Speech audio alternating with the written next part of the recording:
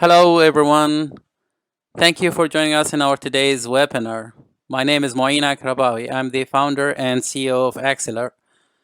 At Axelar, we have a team of certified ethical hackers and software engineers.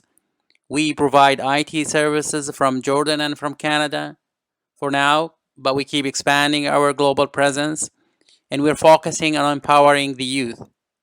We provide services like secure cloud hosting, software development, vulnerability assessment, risk mitigation, penetration testing, managed security services, and we also provide professional services like network and server installations. Please visit our website, xlrco.com, for more information. Today, our session is going to be about FUD, the fully undetectable viruses and their use in zero-day attacks, and how the end user can take precautions against them. This session will be delivered by Luai, the head of Axelar cybersecurity team. And without further ado, I will hand over to Luai. Once again, thank you, and I hope you will enjoy this webinar. Ladies and gentlemen, thank you again for joining us on this webinar. Today we have a very outstanding topic to demonstrate for you. It is about a fully undetectable malware. That's right, a fully undetectable malware. Now, as you can see right here, I've got a virtualized Windows 8 machine and another virtualized Kali Linux machine. So on the Windows 8 machine, I've got Kaspersky Total Security up and running, and I've got this test file. Now this test file, it's actually the malware that we created. So what I'm going to be doing is, first things first, I'm going to be opening Kaspersky to make sure that I have a 30 days of license, meaning that Kaspersky is up and running and can do all sorts of functionalities that Kaspersky is supposed to do. So I can right click on this and then scan for viruses. So as we can see right here, after the scan is done and after 271 objects were scanned, it says that no threats were detected. Now this is pretty huge, right? Well, some might disagree. Some might say that, oh, how can I know that this is actually a fully undetectable malware and not some sort of a trick or just a regular file or something? Well, let me tell you something.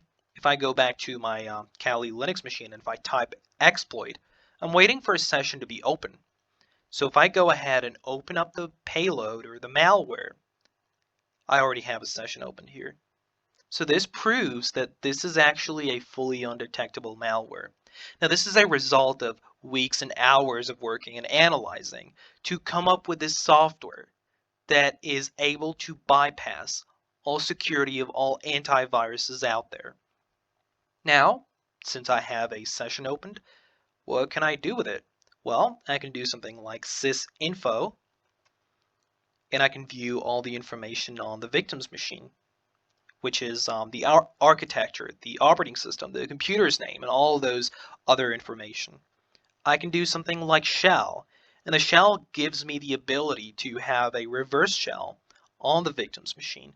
So a reverse shell is basically a command line that allows me to control the victim's machine. So for example, I can just go out of this directory that I'm in right now and then go for the desktop. And if I type dir, I can see all the files and all the folders on the victim's machine. We've got a folder called fun, we've got something called hello, we've got a picture, we've got an icon, and if I go right here, oh well, I have all of those things. I mean, that's right. So I can do something like remove those files, or for example, create another file or another folder. So let's go ahead and make a directory. And for this directory, I'm going to call it, for example, hi. So if we go back here, oh, well, I got another directory over here. It's called hi. Now, this is not the only fun thing that you can do with a fully undetectable malware. For example, I can just terminate this, and I can type ps. And this views all the tasks and all the processes that are running on the victim's machine. So for example, over here I've got let's look for something popular. The explorer.exe. I've got the explorer.exe. I've got Something else like the winlogon.exe. Now this is pretty amazing because I can kill those tasks, or I can just migrate my process, the process of my fully undetectable payload or malware inside one of those processes. So this is pretty amazing.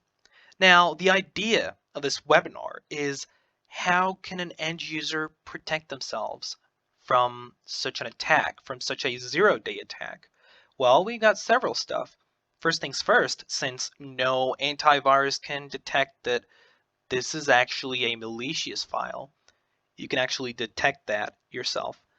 So first things first, don't download anything from untrusted websites, especially cracked applications, because what people do is they tend to download cracked applications because of the high prices that manufacturers and developers offer. For example, Adobe, or for that matter, Kaspersky, or any antivirus company.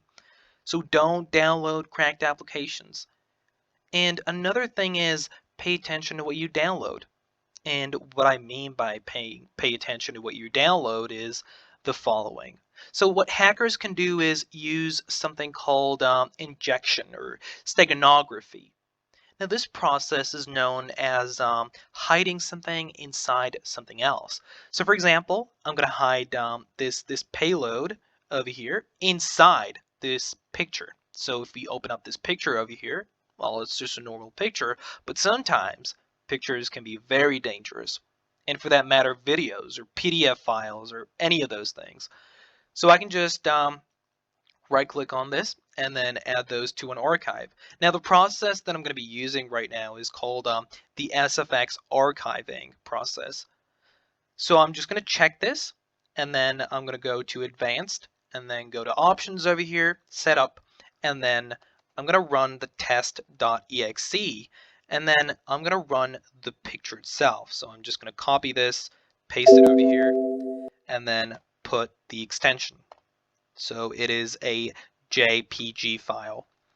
Right, that's good. Now I can go to modes, hide all, and then go to text and icon. Now pay attention to this. I'm going to put the icon of this archive the same as the picture, so I can just upload this. Now this is an icon, by the way, and I can just click on OK. And over here, I can just rename this into, for example, test underscore photo. So if I type on OK, well, as you can see over here, we've got a legit photo. This is a legit photo. So if somebody might open this, they would actually execute the payload and execute the photo at the same time. But how could an end user just pay attention to this little detail and then just bypass the attack from happening?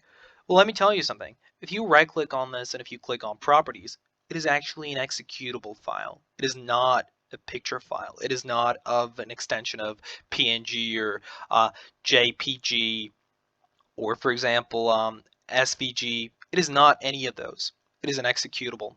And people don't pay attention to that, and they just end up right-clicking on this and then allowing the hacker to have an open session. Now, what hackers can actually do is just if we type help over here, we can kill a process. We can get the local time.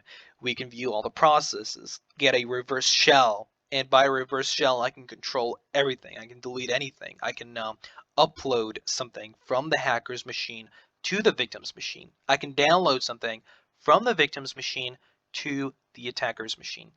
This is pretty huge. And having this malware running and then just swarming around is very dangerous. So as an end user, you need to pay attention to what you download, and you need to pay attention to what you're dealing with.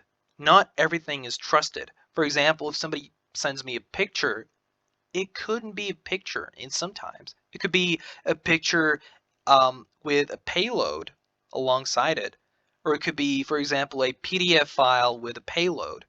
So this is really, really huge and really dangerous. And by now, this was a short webinar to demonstrate this fully undetectable virus. Yet again, thank you for joining us on this webinar.